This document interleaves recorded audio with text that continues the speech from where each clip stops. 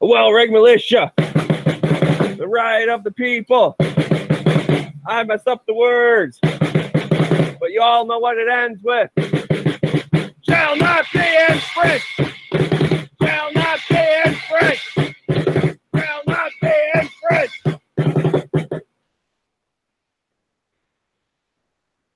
There we go. Shall not be infringed. All right, guys. Welcome all to Hit or Miss. I am Night Strike, your host. And tonight we got a couple topics we want to talk about. I got a couple people here on my panel already. Hopefully we will have more soon.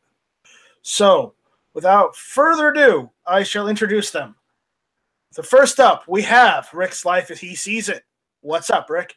Hey, thanks for the invite. Glad to be here. Awesome. Always glad to have you, Rick. Always glad to have you. And then next up, we got Sandhill Shooter, the YouTuber formerly known as Triple D. That would be me. Thanks for the invite. All right. No problem. Anytime. And then I've got a couple more links out for anybody that is going to jump in. Smeggy is not here tonight. I was just using the pre-recorded version of Smeggy we have in case he doesn't show up. And he hasn't showed up for the last couple hit or misses. He's been busy, so I'm not going to give him crap for it because he ends up having to travel for work an awful lot. So I won't fault him for it, but the show must go on. So, guys, hit or miss. All right, tonight we got a couple topics to talk about. We're going to talk about Remington. We're going to talk about what's going on in Hawaii. We're going to talk about the return of the Colt Walker. Yes, it's coming back. We'll talk about that when we get there. And then, whatever else that we have decided to talk about tonight, we will talk about. So, all right. Steadley is asking me, Matt, Night Strike, did you abandon match chats? No, I have not abandoned match chats. It's just I haven't been able to jump in on its last couple chats because I have been working on GunTube. It's not done yet, but I've come as far as I can come to work on GunTube because I just do not have the funding that a lot of other companies or people have to get past some of the challenges that I have. Right now, I'm dealing with some coding challenges like there's no real ability to ban. The chat for it works. It's not good. There's no moderation. There's no wrenching or de-wrenching. There's none of that. So it's kind of a nightmare that I have a platform that I'd love for people to use, but one, I don't have the space. Two, I don't have the bandwidth.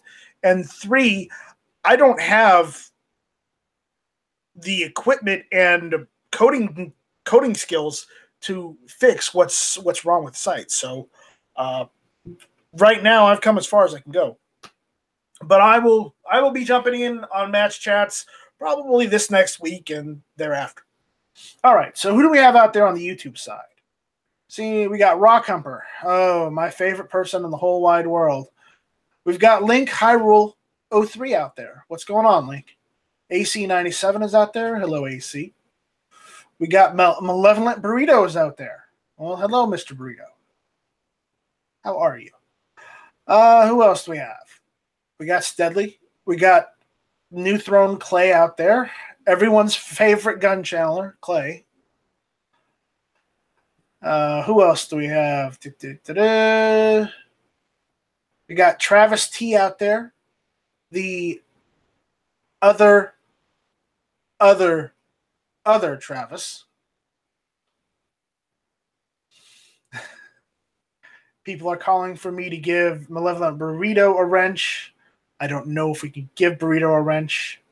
We got 2 Live Moo out there. We've got Kalashnikov 108 out there. He is totally promoting shall not be infringed. I agree. Who else do we have out there? We have Matthew Johnson out there and Gun Yeager. All right. We got a couple people out there.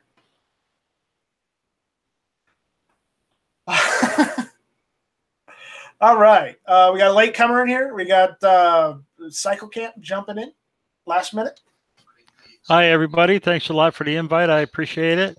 I appreciate check out the latest videos of the Ghost Tactical Target that I did a terrible job on, and the shooting the old guns that I finally got put back together. Oh, so you mean now I can give you crap for your shooting? Oh yes, definitely. Oh yeah, it was absolutely miserable. So it'll be a lot of fun. All right, who do we have on the Gun Channel side? On the Gun Channel side, we don't have that many. We got G-Webs, we got me, we've got Ellis, we've got Andrew Walkwell, we've got Rick's Life as I See It. And Rick, you're pulling double duty. We got Chris Miranda, Cycle Camp is out there too. He's pulling double duty. And apparently, Raphael is out there too. And for Ohio 45 ACP is out there too. All right. Hey, guys, what's going on? So, as I said, tonight we're going to be talking about a plethora of topics. And it's not really a plethora. It's only a couple. But I liked saying it, so I said it. So, let's get into it. We need to talk about the elephant in the room. I've been talking about it since Rick's show on Saturday, but apparently there's some more information on it. Freedom Group, which changed their name to Remington Outdoor Company, one of the largest gun manufacturers in the country. And I know that can be contested, but they've been making it. But Remington's been around for a long time. Now they're not necessarily the same Remington, but they are. But anyways, the company that owns the Remington company is they're filing for bankruptcy.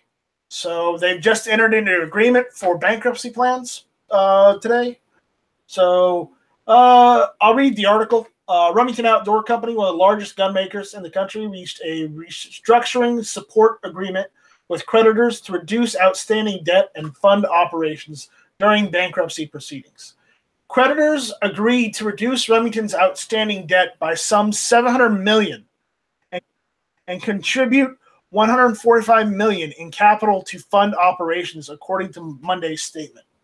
The restructuring agreement sets conditions for reorganization of debt payments due in 2019 and 2020 for a prepackaged plan for Chapter 11 protections to be filed in a Delaware bankruptcy court. The company's loan debt is more than $950 million. How do you get $950 million in debt? I don't understand that. Anyways, in addition to allowing the company to maintain business operations throughout the process, the plan will also arrange a new asset-based loan facility at emergence, that the proceeds of which will refinance the existing ABL facility in full, and lenders will receive 82.5% of the equity plus their share of $2.6 million in cash. All right, we will emerge from this process with a deleveraged balance sheet and ample liquidity, positioning Remington to compete more aggressively and seize future growth opportunities. Remington Chief Executive Officer Anthony Acitelli said in the statement, "We look forward to serving our customers, our partners throughout the industry, and our many fine employees, now and long into the future." Rumors have been circulating leading up to Monday's announcement, headed by reports by Thomson Reuters, revealing that Remington had been preparing to file for bankruptcy protections. The North Carolina-based company had been struggling amid sluggish gun sales and a lack of investors. 9 months in, Remington sales fell by 38% last year and trailed the year before by some 177 million, according to financial filings. Yet Remington had laid the groundwork to improve production in 2014. Remington began relocating manufacturing operations for its more than a dozen brands to Huntsville, Alabama. The company projected that the effort would reduce operating costs by tens of millions. Difficult industry conditions may make today's agreement prudent, Remington Executive Chairman Jim Geisler said in the statement. I am confident this regrouping ensures that Remington will continue as both a strong company and an indelible part of our national heritage. So basically Remington's still going to be around. They're still going to manufacture stuff, but they are filing for Chapter 11. So actually, they're filing for protection from Chapter 11. A big difference. Protection. You're right. Protection. Yeah, they're not filing for bankruptcy. They're filing for protection from bankruptcy. So basically what they're saying is we're bankrupt, but we think we can work our way out of it. And I believe Colt was in exactly the same position not too many years ago. Well, you also have to realize that this may push them to rethink some of their pricing on some of their firearms, because have you noticed on some of Remington's firearms, they've been a bit more than they probably should be in the past couple of years? Have you noticed that? I don't really see that so much. Like, take like the RP9 pistol, that's $350. Their shotguns, I think, are pretty much par for the course compared to everybody else. Their bolt action rifles, I mean, you can get entry levels, $300 on up. Maybe like their R1s are a little bit high, but I just think that they're pretty much in line with, say, Mossberg, one of their biggest competitors, or some of the other just store brands that are out there that you're starting to see pop up now too. Yeah, but you also have to figure that they're also responsible for hiring CEOs that don't know how to properly manage a firearms manufacturing company, and they hired more than their fair share of them that didn't manage the company properly and got them $950 million in debt. Yeah, what was it? They said they're filing for the protection because they've got $700 million in debt they're hoping to unload. Now, it's not just the Remington Gun Company, right? It's the Remington Outdoor Company, if I'm not mistaken. Yes, Remington Outdoor Company, which owns Remington, Bushmaster, everybody. Yeah, but Advanced Armament, Marlin, H&R Dakota, Para USA, and TAPCO. But which is why I'm saying that their prices may need to be rethinked, because Bushmaster has always been known for having higher prices than some of its competitors, because quite honestly, I've seen their quality and it's not any different than some of the other guys. But, whereas a $400 or $500 rifle is $700, come on, you're trying to bank on the fact of the brand and not so much the quality. I'm going to argue that the reason why we're seeing the problems with Remington's not because of pricing. I think it's because of they've had a couple misses, definitely, for their firearms. The R51. Yeah, R51, and then they had trouble with that one little 380 that they released, and then there was, they cheapened out a couple brands that they bought out, and then I just think the slump in gun sales in general, the fact that all these companies were ramping up production 2 years ago to meet demand. And then they were stuck with all this inventory, all these extra people, these workers, these factories they opened up. The demand did not keep up. It might have been steady for a year or two. And then after the election, boom. I mean, people are still buying guns, but I would say it's probably not in the frequency that it was pre-election time. And I think that killed them. And the fact they've got 10 or 12 other child companies that they're supervising, Bushmaster, Marlin, H&R, and so on. All those losses in sales are what you're seeing as a $700 deficit, or $700 million in debt that they need to unload. And they're trying to move locations. Yeah, they got it. What, didn't they already have another factory they opened up or something like that, and our second one, or they opened up a new factory. Quite honestly, I think what's killing them is having any of their operations being based unfortunately, in the Northeast. Don't have any factories or any headquarters in the Northeast. You'll save lots of money by doing so. Well, the headquarters is in North Carolina for Remington Outdoors Company, which was, formerly, what was it, Freedom Group or whatever. Yeah. You know, there's a lot of decisions I think they could have made that might have saved, but maybe not moving Marlin back in the day might have helped them out a little bit too. Keeping Marlin at the same quality level it was before, you know, and not causing them all these sales in the mid 2000s, that might have helped out a little bit. You know, in hindsight, all these things would have been better ideas. But I mean, the fact that they've got all these other brands that they bought into, why they did this, I don't know. By the way, Travis P11, Yo, thank you yeah. for showing me up late. Well, Ghost, we were running a little bit late in Ghost Chat. We were having a discussion about the NRA, what can be done, if anything can be done. And so I ducked out a couple minutes before they finished up. But no, man, thank you for the invite. I appreciate it. And then we have another guy who jumped in who didn't give me a link last night. You know, made me comment out in the chat. What's up, Scotsman? Sorry, man. Last night was a specific chat, and I had a specific panel, and that was it. So it was nothing against you. And it still ended up going. Oh, were you guys discussing loungewear or what? Discussing shoes? What? No, it went way the fuck off the rails. And you were worried about inviting someone like me to your chat, and look at where it went. Flat Earthers again, huh? Next time you have one of those invite only chats, I'm going to point to that chat and say, yeah, this is why you don't give links out. Yeah, it kind of went to shit pretty quick. I'd like to make another observation about Remington, and that is they are one of the few big companies that doesn't have any real significant contracts with military in any country or with police. Oh, don't kid yourself. They would love to have a military contract. No, I'm saying that they don't have though. And so as a result, they are primarily civilian, domestic market based, and they feel the hurt of the slag and gun sales much worse than they would have. Maybe if they built stuff. The other companies they bought are in the same situation. Well, maybe if Remington would start turning out stuff that worked a lot better, they'd see an increase in sales, though. This is true.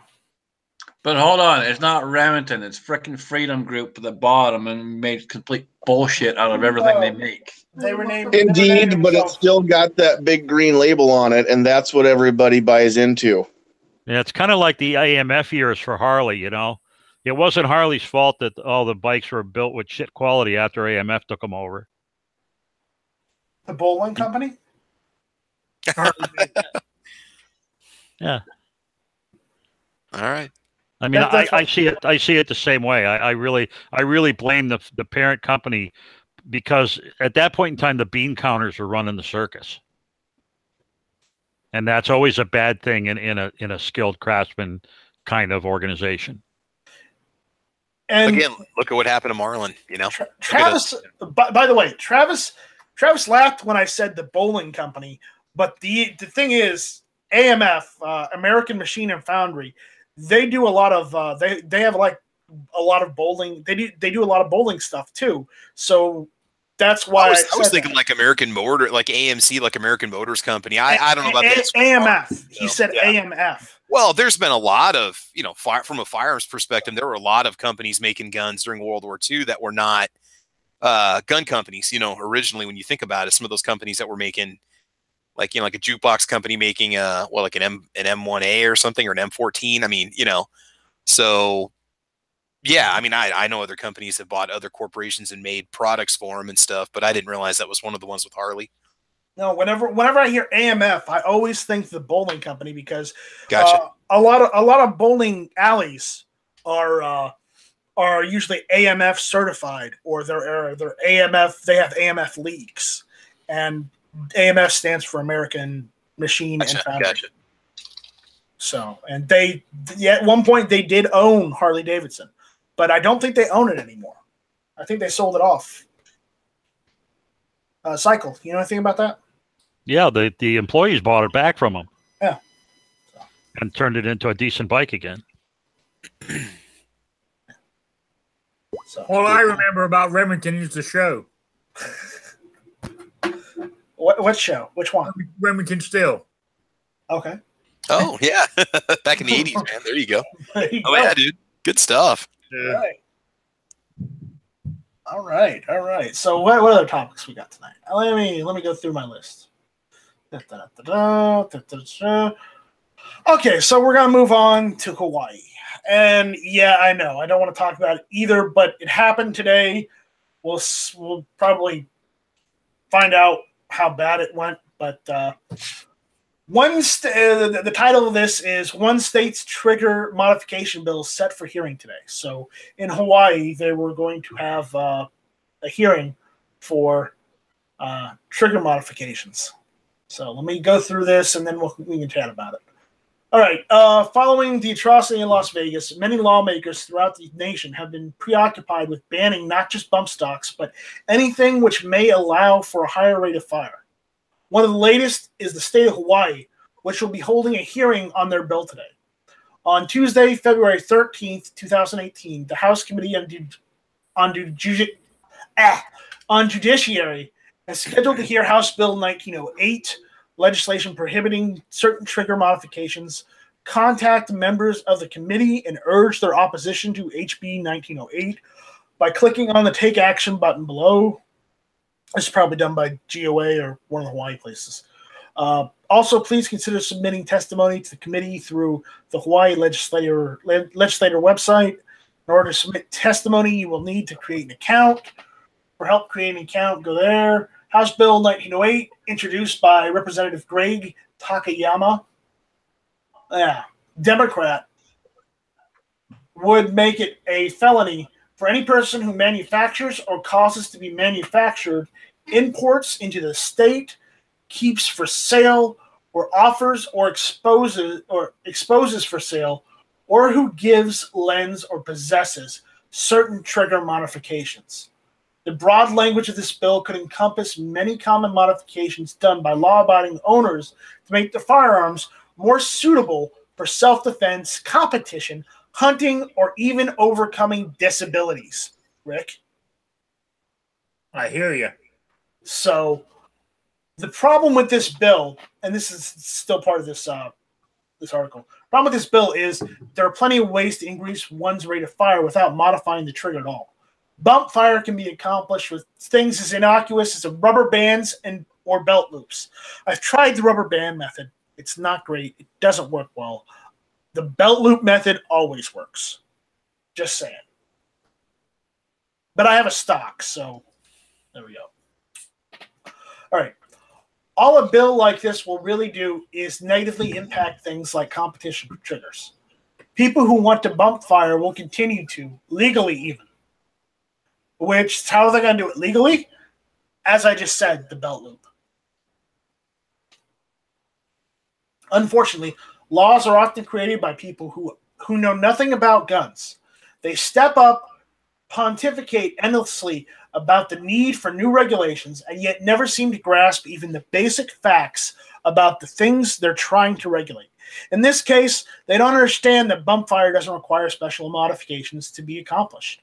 Had bump fire stocks not been available to the Las Vegas shooter, he'd have simply replicated the rate of fire through other means, which means he would have illegally modified his firearm to fire full auto, which we're not even sure he didn't do that anyways.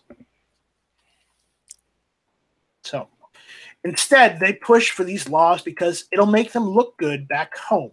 And that's all politics is really about. It's not about trying to do good for your constituents. It's about looking good for your constituents. In this case, I suspect some of the lawmakers who are supporting this bill know it won't really do anything. They know it won't stop criminally minded people from doing horrible things. They know it'll only impact the law-abiding gun owners who aren't a threat to anyone or anything. They know it. They just don't care. Instead, they want to battle against the proverbial windmills because that's what their voters want to see. They're cowards who won't look back at home and say, this law won't accomplish anything, so I'm not going to vote for it. Of course, there are all they care about is being reelected and frickin' making their money. That's all they give a shit about. Of course, there are also delusional who really think that it'll help, and all evidence to the contrary aside, I'm not really sure which are more prevalent. Then again, does it really matter? And that's the end of the article. And does it matter? Well, yes, it matters, but unfortunately, it seems like Hawaii is they're going down, unfortunately.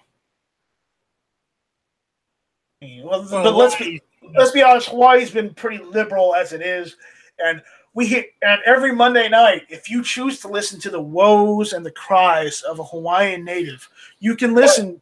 You can listen to Locked and Loaded with Squib and Hawaii Volcano Squad.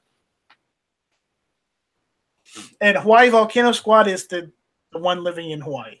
He's not really a native, but either way, he wants to be. Yeah, he's the one that used to do the Daily Gun Show, right?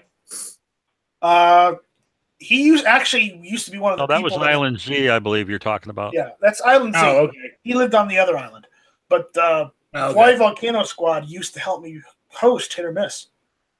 Tuesday nights, 9 o'clock. Okay. Yeah. No, I mean, but it's like Hawaii's been they haven't issued a carry permit since 2013. Yeah. And I think they were only good for 3 years, so technically nobody in the state has one anymore. That's a good point. Oh. Yeah, but I mean, has Connecticut passed that bill yet? Bill? Don't know. Too early.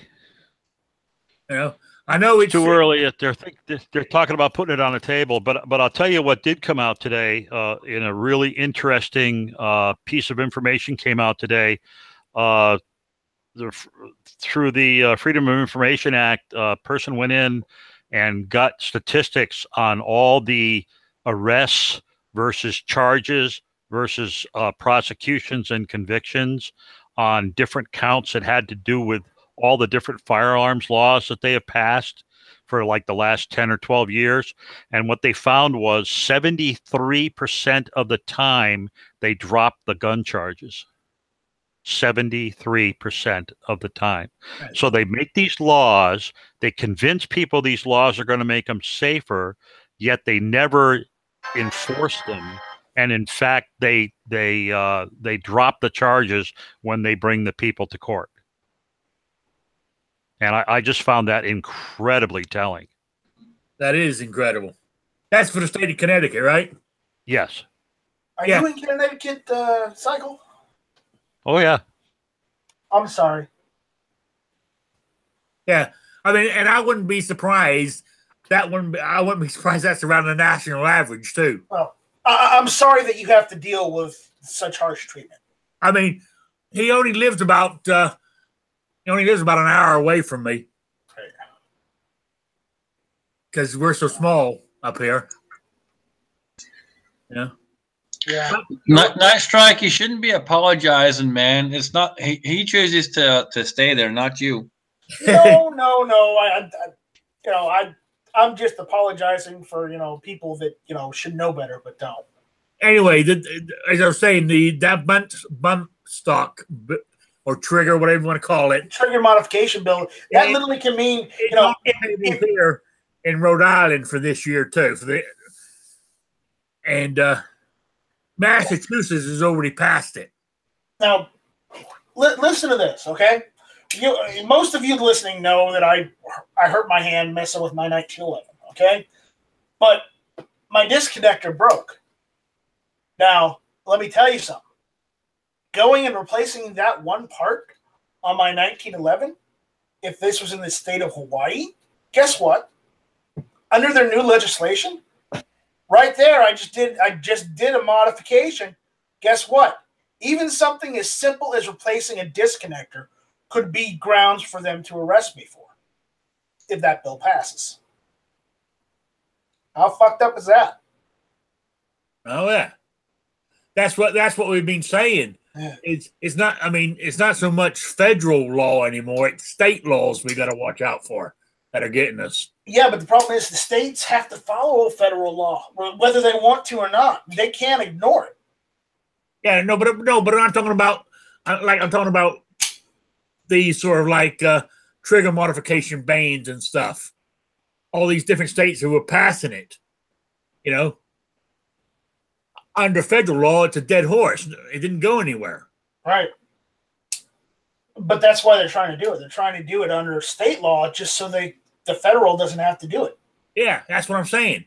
And problem is, before you know it, you're not going to be every state. Pretty soon, every state will make it hard to do anything. You know, like I said, Hawaii hasn't issued a carry permit since 2013. What's stopping other states from doing that? It's true. New Jersey ain't far behind them.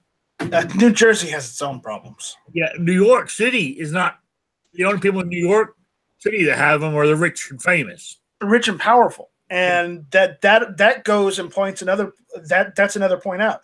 Why do those people who have armed security detail?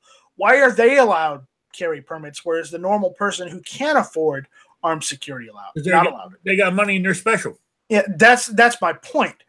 Just because they got money in their special does not mean that they should be able to have something that the average law-abiding citizen cannot. Well, we're second class. Remember what the Second Amendment. They need to remember what the Second Amendment says. It says the right of the people to keep and bear arms shall not be infringed. Now look at New York City and New York. They're breaking that law. They have several laws that are breaking that law because you can't own a firearm without a firearm license. You can't carry it without a license. I mean, like here in Rhode Island. I think what it is you have to have you have to have a license for every gun you own in the state of New York. Yeah, but like here in Rhode Island, you have to have a blue card to buy a gun. You got to take a 20-question test, send it off. Then in about 10 days, you get this blue card in the mail. Then you can go buy a gun. Is that where you live, Rick? Rhode Island, yes. I'm sorry. That sounds awful. I don't have that problem in South Carolina. All I have to do is just go down and do a 4473, and then I can take it home. Yeah, well, in Rhode Island, you have to get this blue card to buy a gun. Once you got that, you can buy one. But then you have to wait 7 days to take it home. Is that for any gun, Rick, or just for handguns? Any gun. Unless, no, sorry, handguns. Sorry, my mistake, handguns. Unless you have a carry permit, then you can take it straight away. All right. So out there on the YouTube side, they're saying no step on snake. And they're agreeing with me on that whole thing. If I replace my disconnector in the state of Hawaii, I could get arrested for trigger modifications. So I'm glad people understand that. All right. What else we got out there? We got some comments on the gun channel side for the whole Remington thing. They're saying, what is it? Ohio 45 ACP said, borrow for capital, borrow for inventory, raw materials, and general operating expenses that are not covered by sales. Yeah, don't do that. That's what's killing them. Raphael saying Remington could not figure out how to balance their checkbook.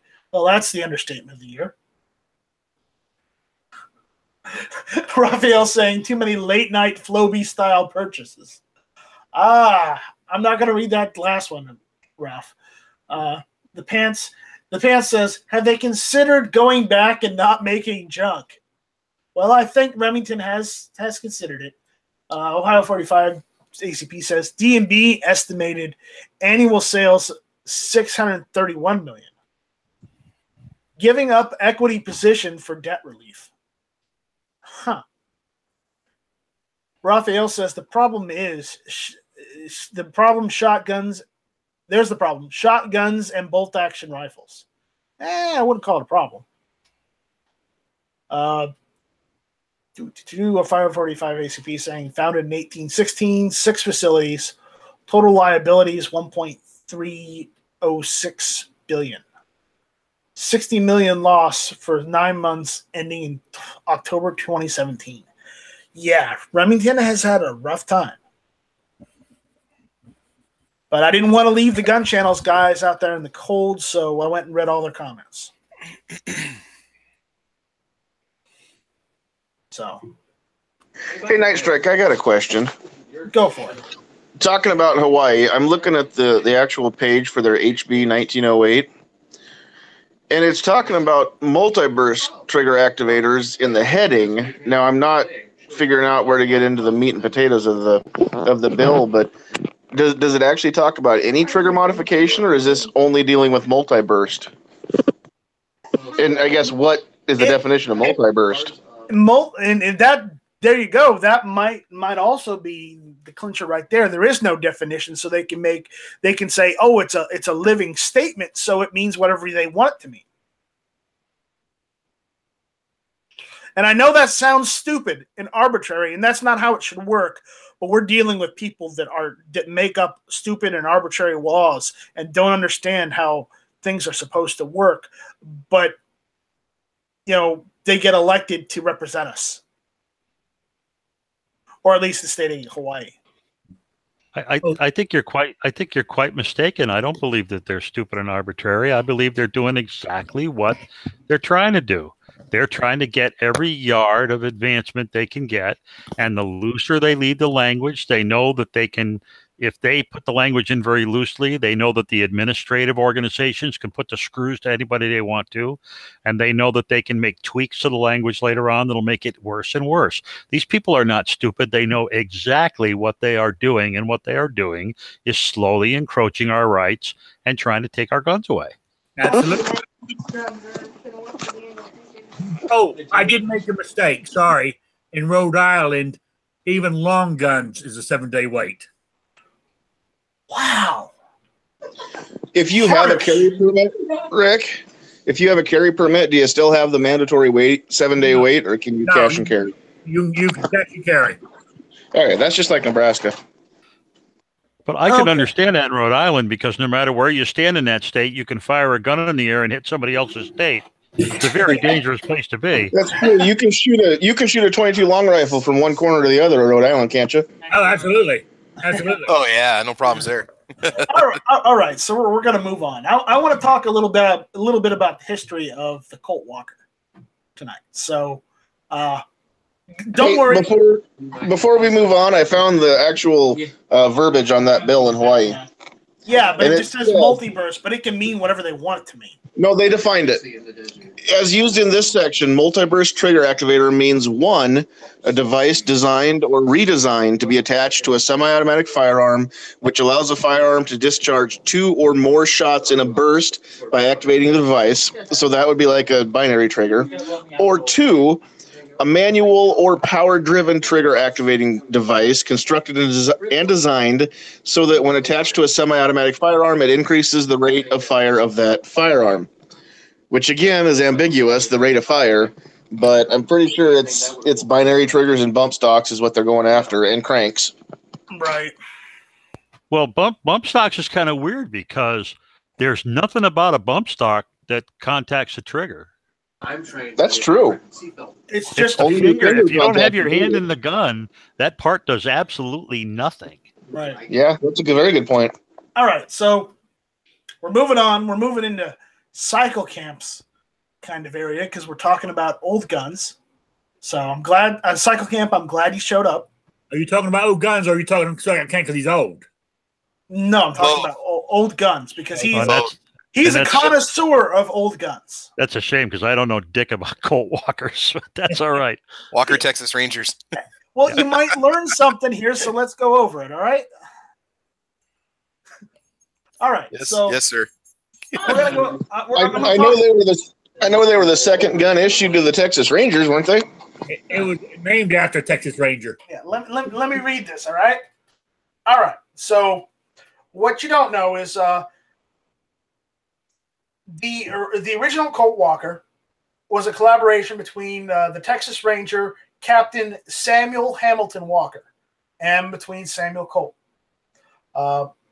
It was the intention was to build a powerful handgun for close range, carried in a saddle-mounted holster. 44 or 45 caliber revolver will be powerful enough to engage an enemy or enemy horse. That means if they can't shoot the guy on the horse, they'll shoot the guy's horse to take him down. That was the thought process. All right. Walker received and carried 2 of these revolvers in the Mexican-American War, but was killed on the battlefield shortly after receiving. Although Colt only manufactured 1,100 of them, 1,000 military with company markings, and 100 civilian models. The Colt Walker was primarily used in the Mexican-American War on the frontier. But it's of the old Colt revolvers, the cap and ball, the Colt Walker is literally the one I always think about when somebody says an old Colt revolver.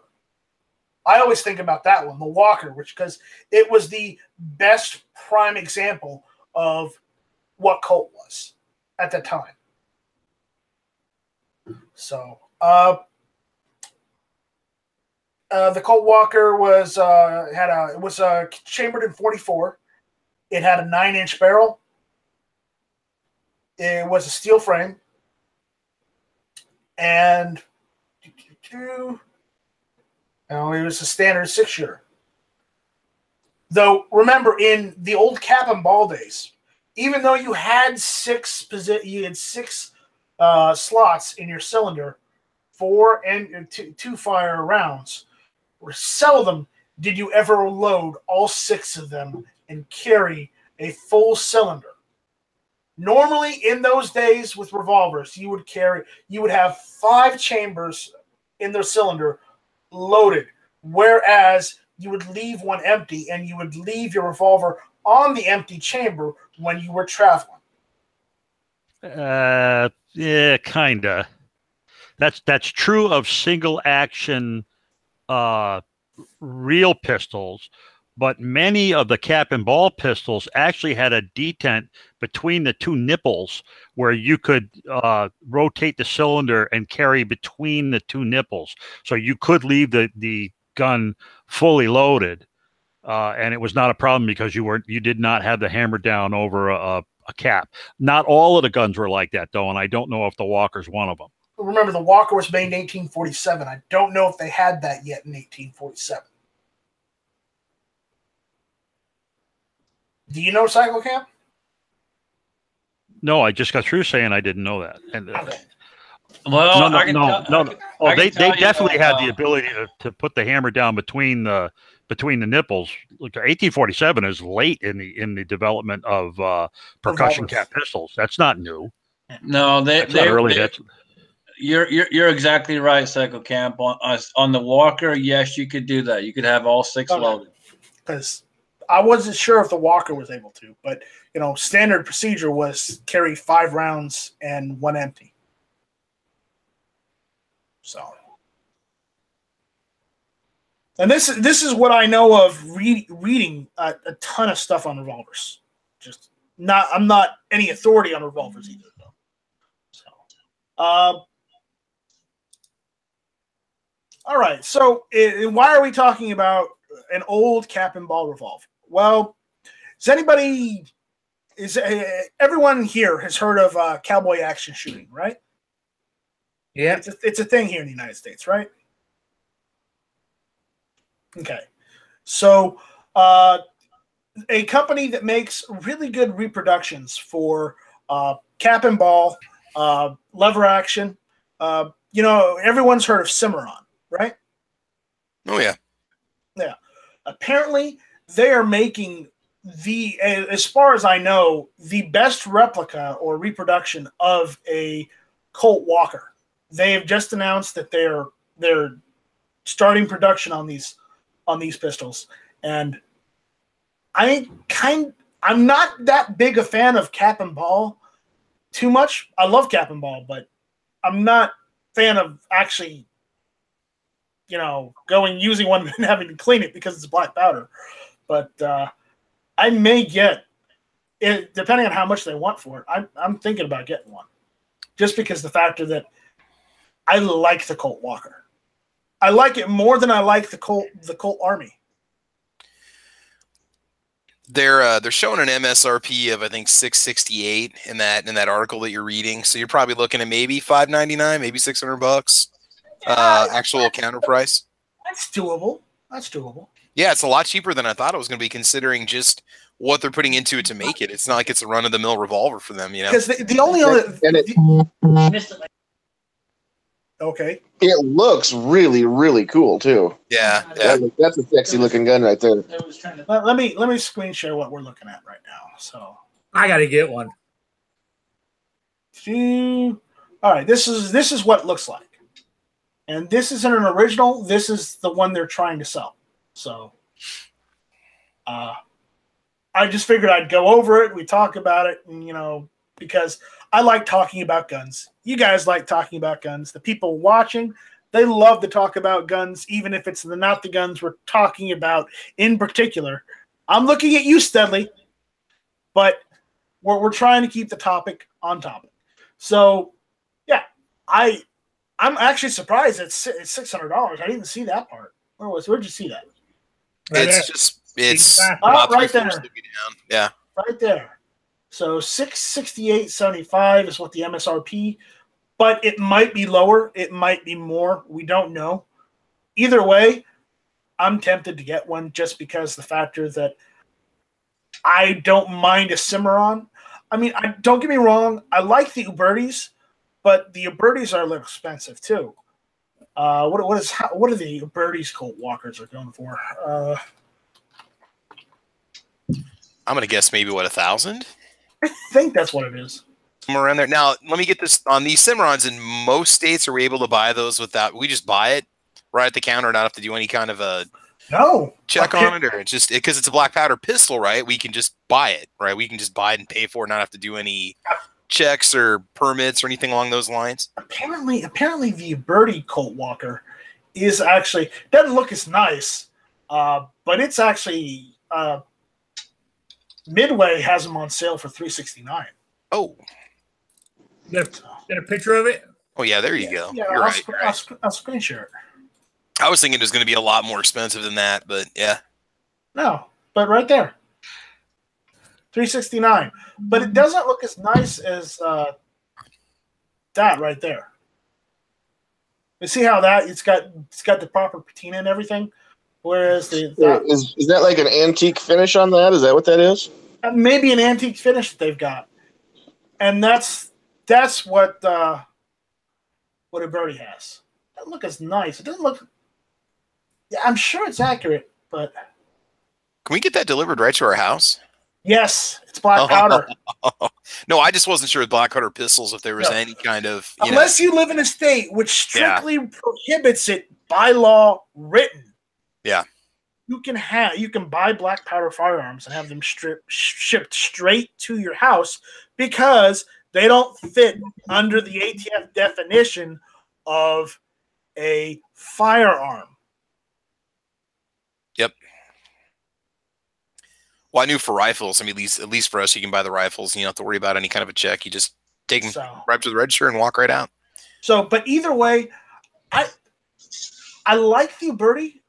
But I really like how they did the Cimarron, and I think the Cimarron also has I don't know if the Birdie has it. Yeah, they've got something on this. They've got something etched on the cylinder, but I think I like it on the Cimarron better. The Cimarron does a lot of really good clones. They've been around for a long time, and they do a lot of really good clones. So I would go Cimarron over Uberti. Definitely. Even if it's more money, you're getting better quality. Better quality, closer to the actual thing itself. They do a really good job with their grips too. I don't know if you looked at the grips or not, but they do a really fantastic job with the grips and how those grips actually match up. Yeah. So I just figured I'd talk about that because I thought it was interesting to throw a little bit of history in there with the new Cimarron reproduction of the Colt Walker, and I just like the Colt Walker. Don't get me wrong. I love the what was it, the 1849, 1860 Colt Army. I love that one. I like the Colt Navy. Those are great firearms, but you wouldn't have those if Walker hadn't contracted Samuel Colt to make 1,000 Colt Walkers. Because if you look at the designs look very similar to the Colt Walker. Now, I'm not going to say exact, but they're very similar designs.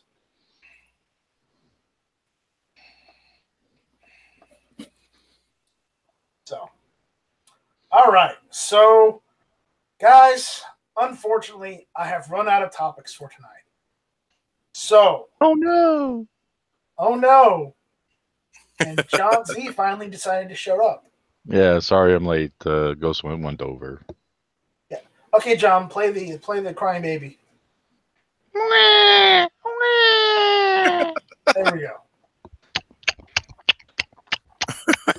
Okay, you're done.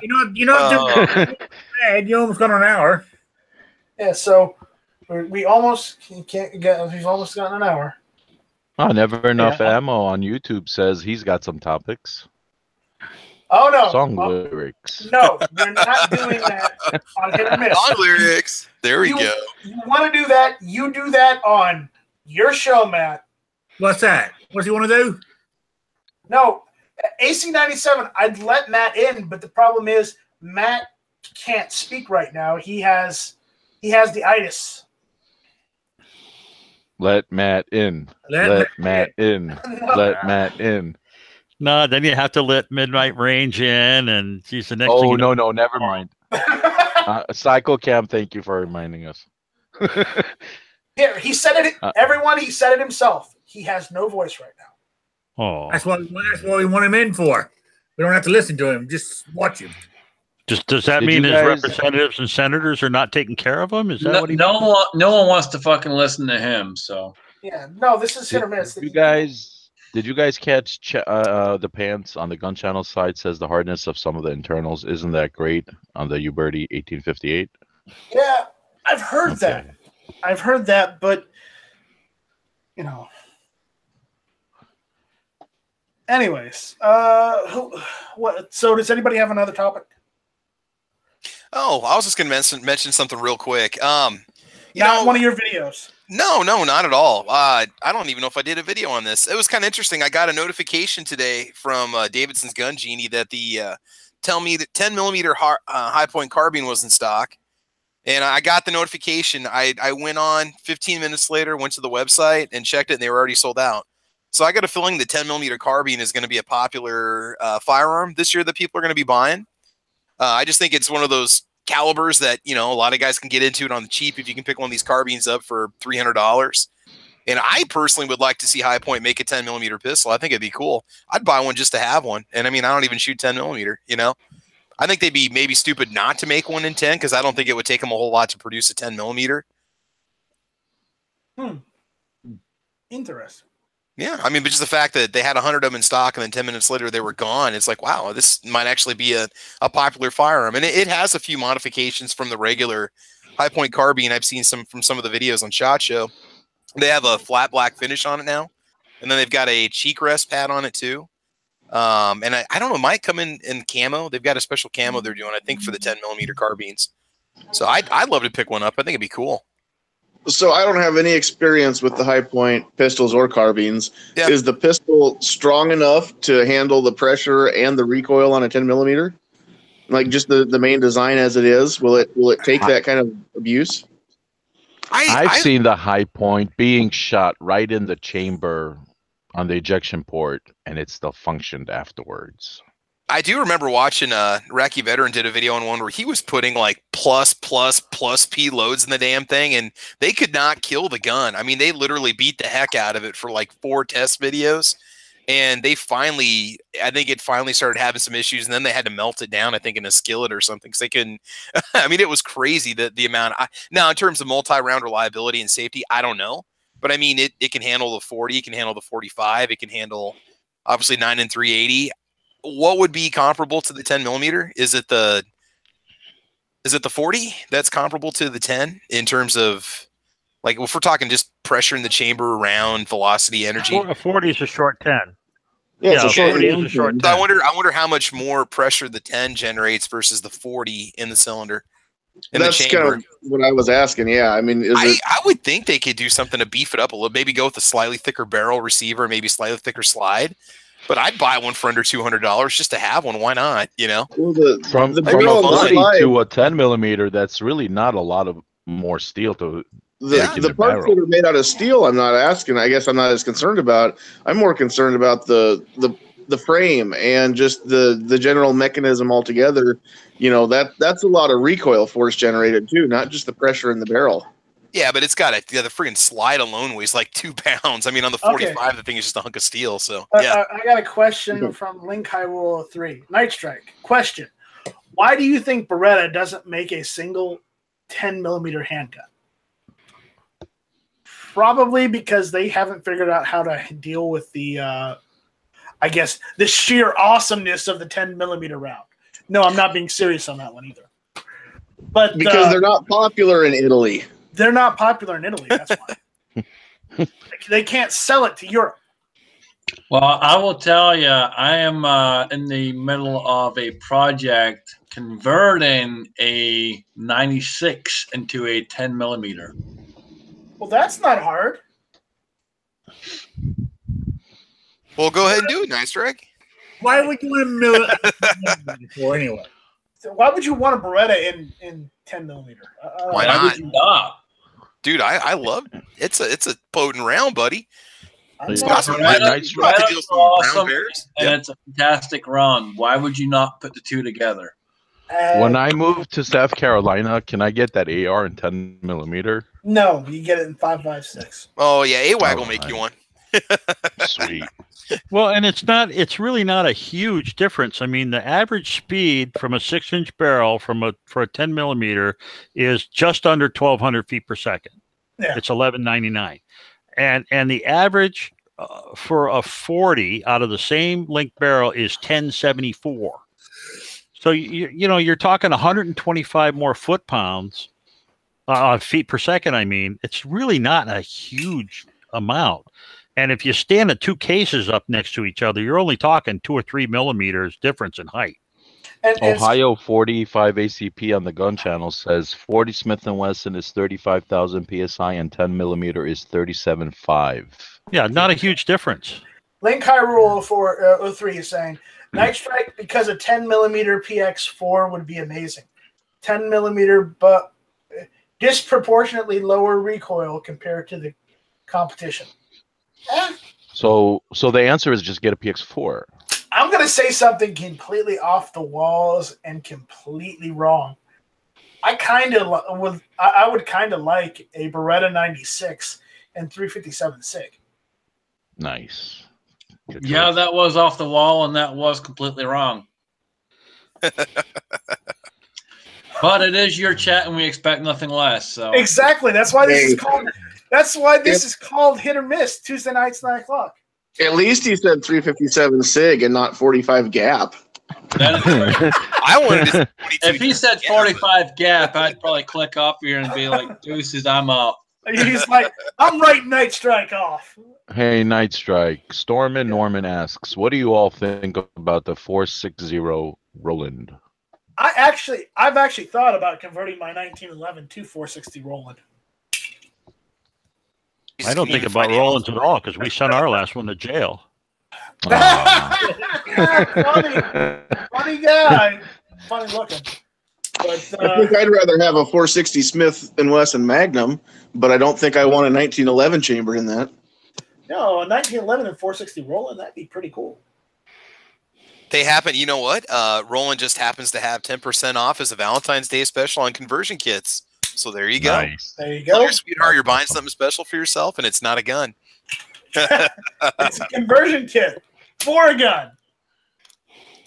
See how well that'll go over. Get her flowers and a nice dinner. It's only $332 to convert the gun. I guess it's not as bad as I thought it would be. Yeah. AC97 says birdshot wouldn't reach the heart if you shot someone's hand covering it. Are we still talking birdshot, guys? Come on, it's been 6 months. Why would your now. hand Right. be over your heart, and why would someone be shooting it there? Just asking. I don't think anybody wants to get shot with a shotgun, regardless. You know, I mean, I think that's probably the most important thing to consider. Out there on the No YouTube matter side, where your hand is. they're saying bird shot for self-defense. Why it's wrong. It's birdshot 1. If you're gonna use a shotgun for self-defense, I'm going to say you want to use double-aught buck. I'm sorry, I know double-aught buck is really what you want to use. Yep, 9.9 millimeters. I just use a Magnum turkey load. That'll do the job. And the reason says Mohawk salt load. No. What is it, supernatural? Yeah. Not unless you're fighting ghosts. Yeah. The reason why you'd want to use double-aught buckshot is because of the spread, and the fact is the military also uses it to go to fight people to people with shotguns. So if it works for the military, it'll work for you. Now, granted, how do you deal with the holes that come up after you've shot somebody in your house with one of those? I leave that up to your contractors. Drywall and spackle, that's a 5-minute job, bro. Hey, if you jump out of bed in the middle of the night, nothing on, you grab your shotgun, it's got birdshot in it. I'm using goddamn birdshot. Why do you have to be nothing on? I'm just He's making John, because it adds to the story. Why is your shotgun loaded with birdshot sitting around at night? Yeah, that's the real question you gotta ask. Yeah. Now, granted, if all birdshot you had is what you have, then yeah. But I'm gonna say it's not an ideal type of shell. In a shotgun. Use double-aught buck. It's not ideal, but the guy at the other end of the muzzle has no idea what's coming down that pipe. For all he knows, it's a slug. So just bluff. If you got to shoot him, he's not going to be happy if you shoot him with birdshot either. Even though he's going to live to tell the story. Well, not unless you hit him like 5 or 6. No matter what you put on the fucking barrel, he's gonna have a bad fucking day. Yeah, you're right. Well, and it depends on the range too. If it's fairly close, that's all going to go put a hole through him still. I'll tell you right 30 now. Feet, that's 30 feet, man. If I got a scantily clad spotted Rick running at me in the dark, I'm getting out of there, man. I don't care what you're carrying. You run away screaming. I would. I'd go turn myself in. But I'm saying that ideally use double-aught buck instead of birdshot, because birdshot, while it will work, it will give that person a bad day no matter what. It's not ideal. Oh, I'm agreeing with you.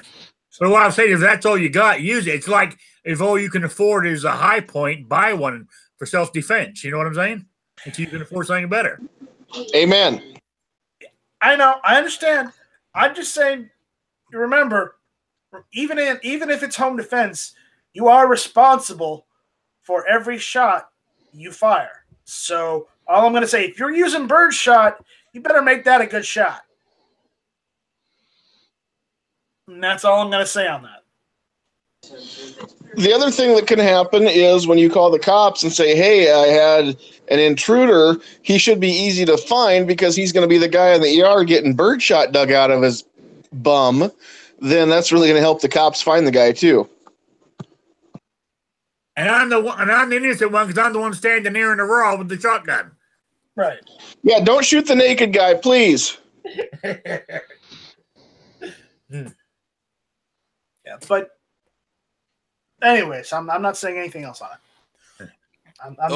Ozark was saying something. He said, don't they have shells with both birdshot and a slug? You can get the Winchester PDX rounds that have like discs and shot in them, but I don't know if those come in anything more than a 410. Because I've seen them for like the Judge handguns and the what the heck is it? Yeah. That's what I'm talking about. Yeah. What about tap rounds? You can get 12 gauge tap rounds, can't you? Or can you even get tap ammo anymore? Well, if you're worried that's the first time I even heard that term, tap ammo. What is that? Well, there's Hornady tap FPD 12 gauge ammo. Well, you've seen those mini shells, right?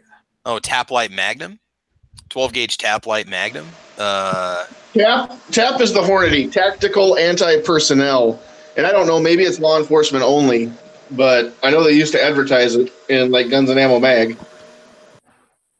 Yeah, but is that the combination of slug and shot? No. No, Tap it's- is it's a brand name.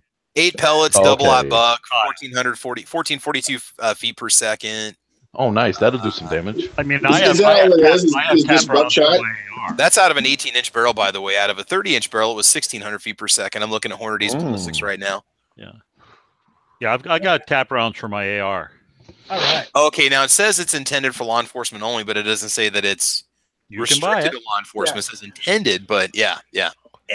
For me personally, if I was going to use anything, I would use double aught buck. But here's the thing: if it was in a pinch, and all I had were like mini shells, or if I had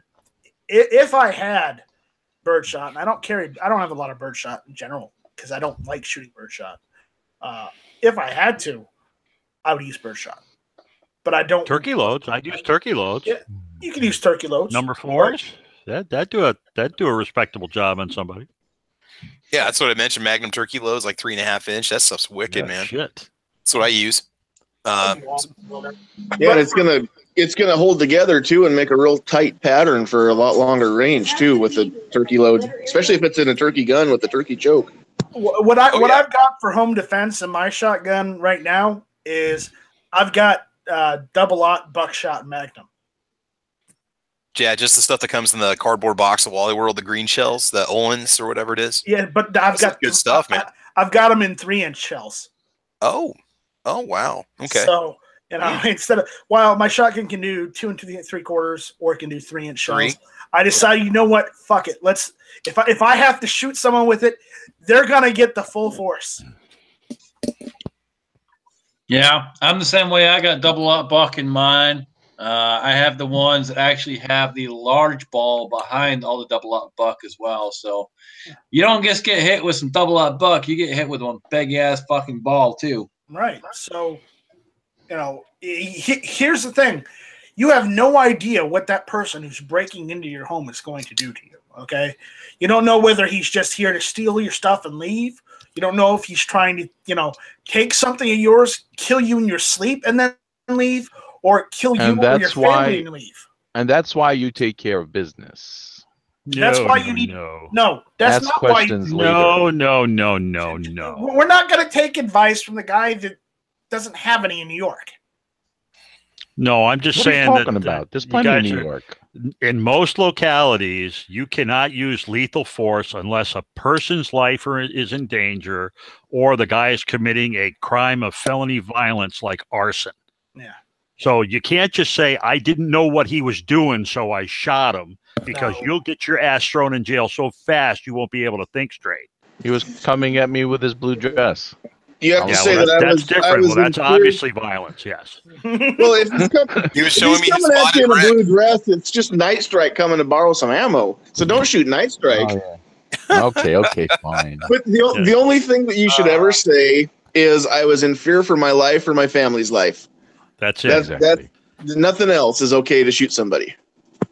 I mean, if they break into your house, they've broken into your house, Right, but there's not a TV in my house that's worth going to jail over. Remember, check your state laws. Check your state laws regarding this. Yeah, I mean, that's what I've always said too. You have somebody breaks in your house. All he has ever done is breaking and entering, and you happen to be there one night when he does it. That ain't a capital felony. Right. So you can't shoot him. Right, because you could always trust someone breaking into your house not to come and harm you. Exactly. Yeah. So you got to be very careful. I was being facetious. Yeah, you have to wait to the point where he's got the knife on your neck before you can shoot him. Yeah. Nope. Oh, and there's got to be a little blood coming out first. No, he in the state of South Carolina, he just has that knife in that hand. Yeah, but what I'm saying is, he doesn't. If he's unarmed and just breaks in to steal stuff, you can't go. Unfortunately, in the state of Ohio, where I'm at, if you have the opportunity to get away from that situation, you have to take it by law. So yeah, you have the duty to retreat. Exactly. So retreat here in Nebraska too. If he was say they break into the apartment, whatever, if I'm able to get away from that particular situation, regardless if he's breaking it or not, I have to retreat. Yeah. Ohio is messed up. You're in your own house. You got to leave. That's fucked up. It used to be that way in Connecticut. They just changed that, not too long ago. Hey, Joe, what do you got to worry about? On 60 Minutes, your mayor said New York City is the safest city in the country. Yeah, okay. He says a lot of things. Do you believe all of them? Because he's should be under investigation for a lot of things that he's doing and has done. So yeah, he's just like the person breaking into your house, in my opinion. Hey, if he gets arrested and sent up the river, send him over to Connecticut. We love rehiring guys like that. We'll send him right down to New Britain with Ganem. We just got him out of the clink. Yeah. Nice. Yeah, he should be behind the slammer as it is. But that's another story. All right, so we've come full circle. So, guys, thank you all for listening out there on the YouTube side.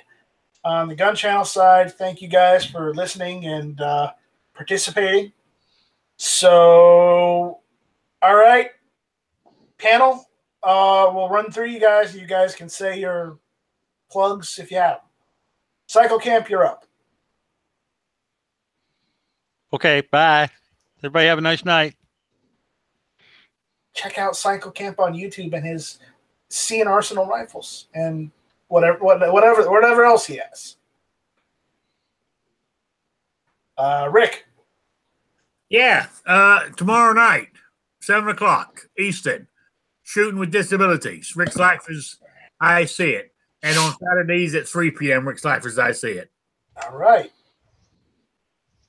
Sandhill Shooter, the YouTuber formerly known as Triple D. Yeah, what was the question? I wasn't paying attention. Make a Have a good night. Thanks for the invite. There you go. John Z.